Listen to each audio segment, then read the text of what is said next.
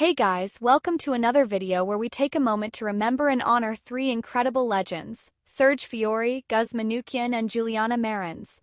Each of them left behind more than just talent, they gave the world pieces of their heart. Serge filled the air with timeless music, Gus inspired with strength and creativity, and Juliana shined with passion and grace. Though they've left this world, their light still lingers.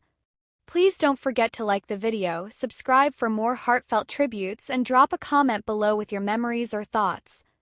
Your words matter and help keep their spirit alive. Let's come together to celebrate these lives, one story at a time.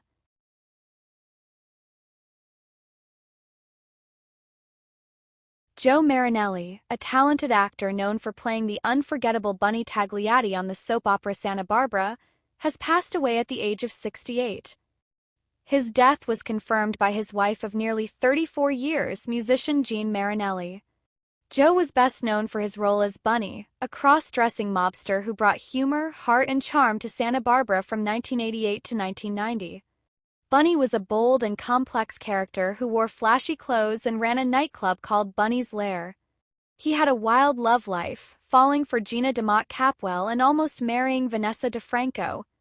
Bunny also had a memorable rivalry with Mason Capwell, which gave fans many dramatic and funny moments. In a 2013 interview, Joe shared how much the character meant to him. "Bunny allowed me to bring so many things, my sense of humor, my love of creating different characters, in this case male and female, and a strong moral code," he said. He also mentioned that Bunny's emotional side was something he related to. "I, like a lot of people, can get my feelings hurt, and when Bunny got hurt, he would turn to his female ego." Before becoming Bunny, Joe studied acting at the Royal Academy of Dramatic Art in London. His training gave him the tools to play a wide variety of roles. Through Santa Barbara, he continued to appear in popular soap operas. In 1993, he played Polly Hardman, a bank robber on Guiding Light, and from 1999 to 2001, he portrayed Joseph Sorrell on General Hospital. But Joe's talent went beyond soap operas. He appeared in movies like Sideways and One Last Ride in 2004. On television, he had guest roles in many hit shows including ER, The West Wing, Castle, Desperate Housewives, NYPD Blue, House, and Ray Donovan. Wherever he appeared, Joe brought energy, emotion, and depth to his performances. Fans loved Joe not only for his acting but for the heart he brought to every character. Bunny Tagliati was bold, funny, and surprising, and Joe made him unforgettable. His ability to blend comedy, drama, and real emotion made Bunny one of the most unique characters on daytime television. Off-screen, Joe was a loving husband and a devoted artist. He and Jean Marinelli shared nearly 34 years together, supporting each other's work and passion for creativity. Joe Marinelli leaves behind a legacy of powerful performances and a reminder that acting at its best reflects the many layers of the human experience. From his colorful days as Bunny to his many roles on stage and screen, Joe gave his all, and it showed. He will be deeply missed by his fans, fellow actors, and especially his family. But the joy and memories he gave through his work will live on. Rest in peace, Joe Marinelli.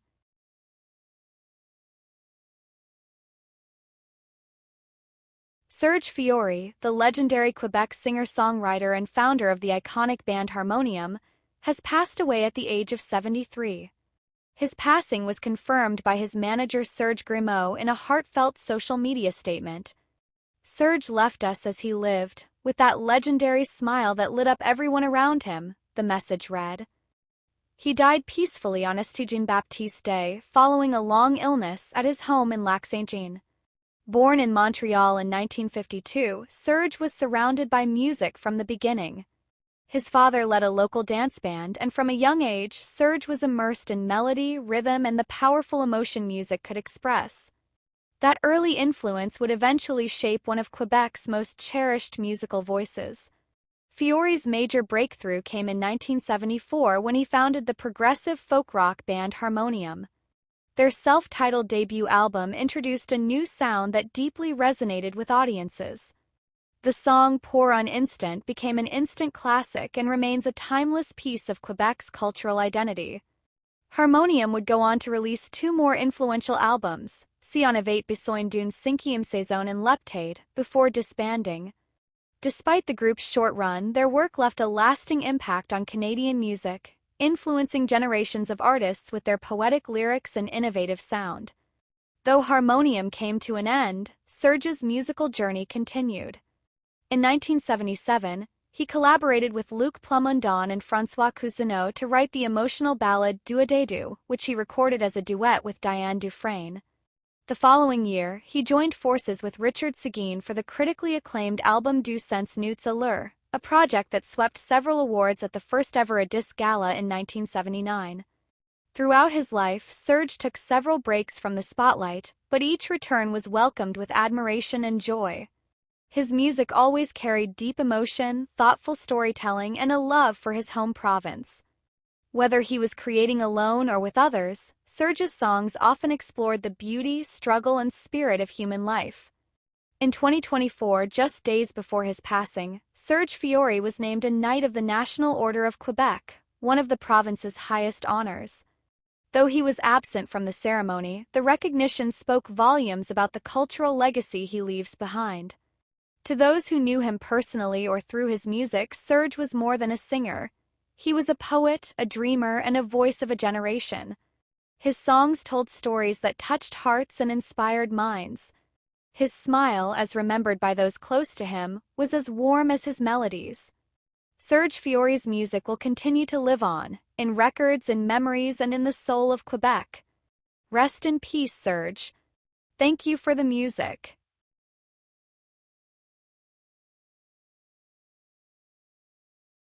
Guzh Manukyan, one of Armenia's most cherished actors and a people's artist of Armenia, has passed away at the age of 88.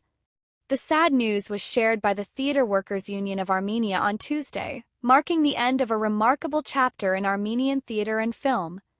Born on May 6, 1937 in the city of Gyumri, Manukyan showed a love for the arts from a young age.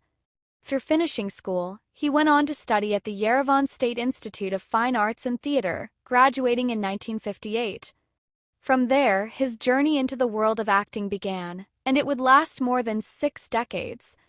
Manukyan began his career at the Kapan Drama Theatre, where he quickly gained attention for his powerful stage presence and emotional performances. Later, he became part of the Yerevan State Youth Theatre and eventually performed on the biggest stages of Armenia's capital. Wherever he went, audiences followed. His performances weren't just watched, they were felt. He played many unforgettable roles in classic plays. He was Mitrofan in The Minor, Sorrow in Anush, Pyotr in The Philistines, and Buckingham in Richard III. Each character he brought to life was different, but every one of them left a lasting impression on those who saw him perform. One of his most iconic roles was Tigran the Great in The Call of the Gods. His powerful and moving performance in that play earned him the prestigious Armenian State Prize in 1981. It was a moment of national recognition that highlighted his talent, passion, and dedication to the arts. But Manukyan wasn't just a star on the stage. He also made a mark in film. Starting in 1964, he appeared in several memorable Armenian movies. These included The Morning Snow, The Best Half of Life, and Die on Horseback. While he never sought fame, his talent spoke louder than words. People admired his ability to disappear into a role, whether on stage or on screen. Beyond his performances, Guzh Manukyan was known as a kind and humble person. Younger actors looked up to him not just as a legend, but also as a mentor. He believed in the power of storytelling and dedicated his life to bringing characters to life in a way that moved hearts and inspired minds. Now, as Armenia mourns his loss, his legacy remains. Guzh Manukyan gave his country decades of unforgettable performances, and in return, he earned a place in the hearts of generations. His voice, his expressions, and the passion he poured into every role will not be forgotten. Rest in peace, Guzh Manukyan. Thank you for the stories, the stage, and the soul you shared with us all.